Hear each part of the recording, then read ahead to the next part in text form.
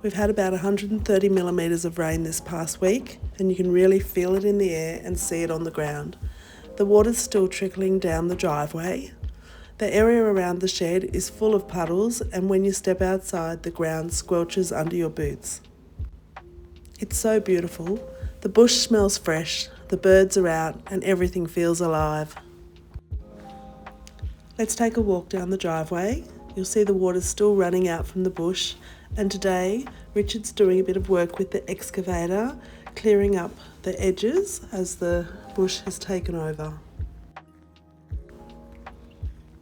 He's using the root rake to clear back the edges of the road. Nature doesn't muck around, it's been creeping in, and it's got to the point where we could only just squeeze the vehicles through. So today is about pushing it back just enough to claim the road. Not a major job, but an important one, especially when the driveway is wet and muddy like this.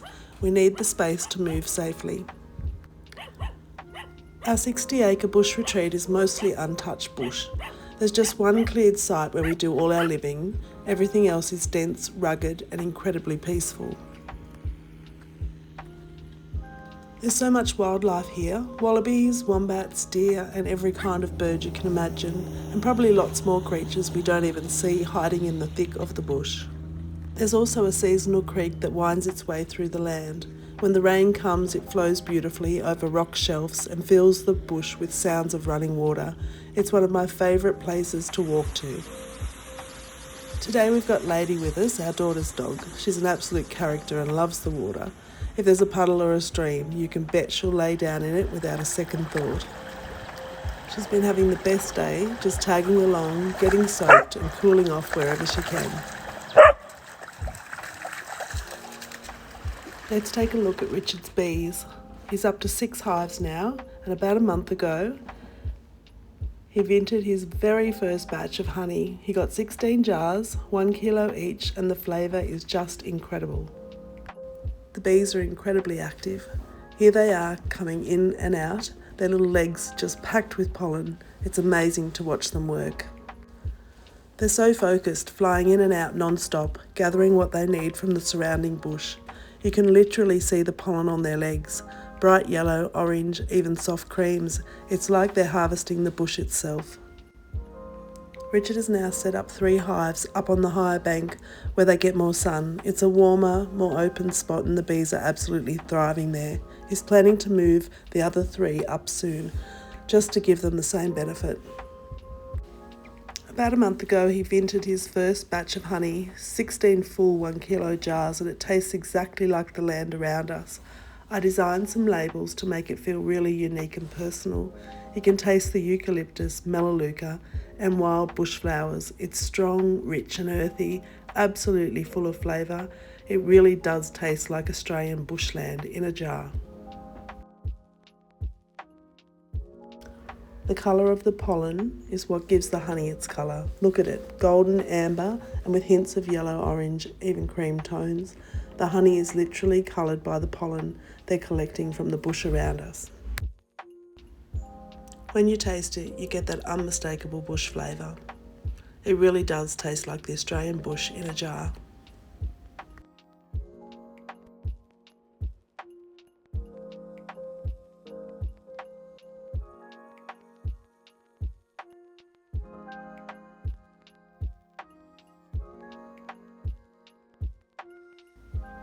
Out here, all of our food is cooked on the slow combustion stove, and all of our hot water is boiled on the stove top.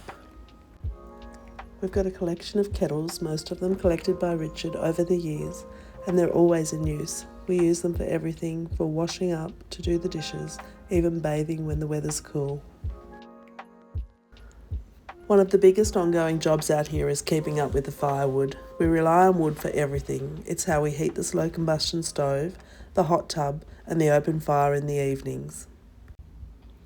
It's so tranquil when everything's going, but there's a lot of effort behind it. Chopping and stacking wood becomes part of the rhythm of bush life.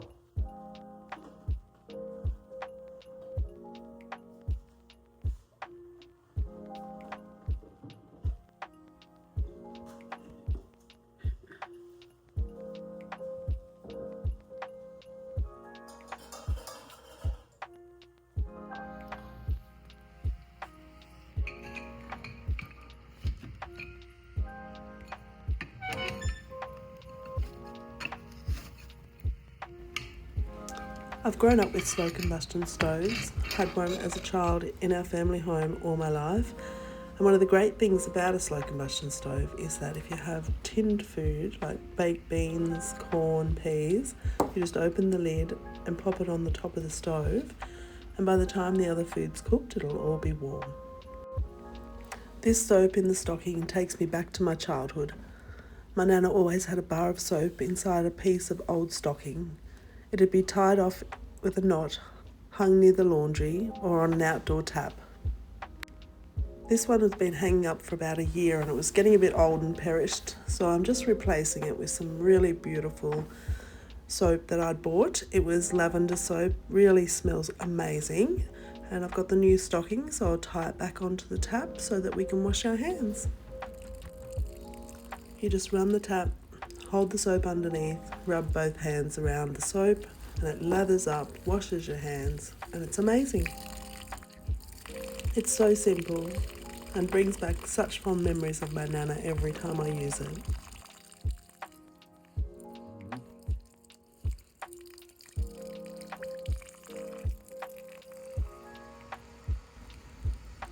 There's no need for a microwave out here at the bush retreat. If my tea's gone cold, I just pop the cup straight onto the slow combustion stove for a few minutes. Not too long, because it heats up quickly, but it comes back to the perfect temperature. It's simple, it's practical, and it just fits with the way we live out here.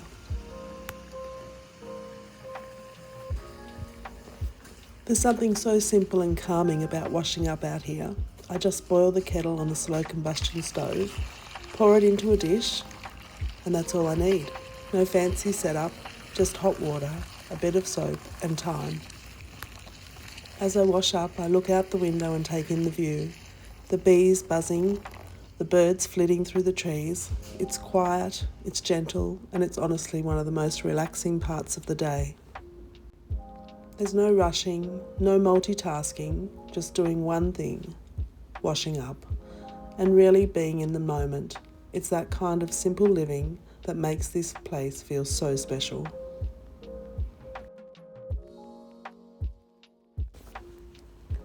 Cooking on the slow combustion stove is one of those things that makes sense out here. There's no cost except the fuel it takes to cut the wood. Once the fire is going, it heats the room, warms the water and cooks our food all at the same time. There's no rush, no timers buzzing, meals cook slowly, and somehow they taste better for it. Our solar system powers the essentials, including the bore pump, and from there the water is gravity fed down to the shed. It's simple, but it works. There's a real peace that comes with this kind of setup. Out here, the only real expense we have is the council rates. We bring most of our food with us, meat raised at our son's farm and vegetables from our own garden.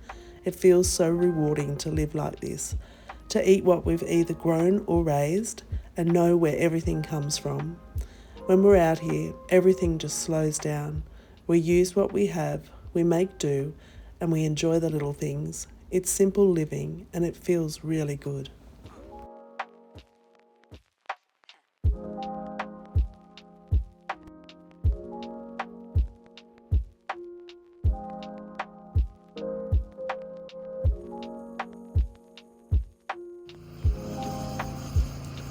That noise you can hear is our mechanical block splitter. We've been splitting some wood to fill our wood tank. The hot tub's full, the fire for the hot tub's alight, and it's warming up, ready for when we finish our day's chores so that we can jump in.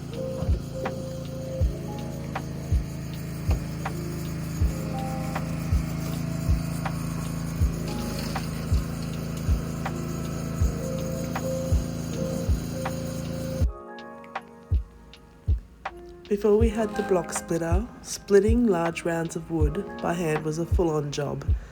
Now it's still hard work, but it's manageable and actually a bit satisfying to watch. Richard usually gets into a good rhythm with it, and we try to always stay ahead, especially during cooler months when the stove is running from morning to night. My job is to stack the wood into the tank, so it's a busy time and we get it all full by the end of the day. such a beautiful feeling at the end of the day, after we've had a hot tub, to sit in front of the open fire, in the comfort, under the stars. It's a little slice of luxury.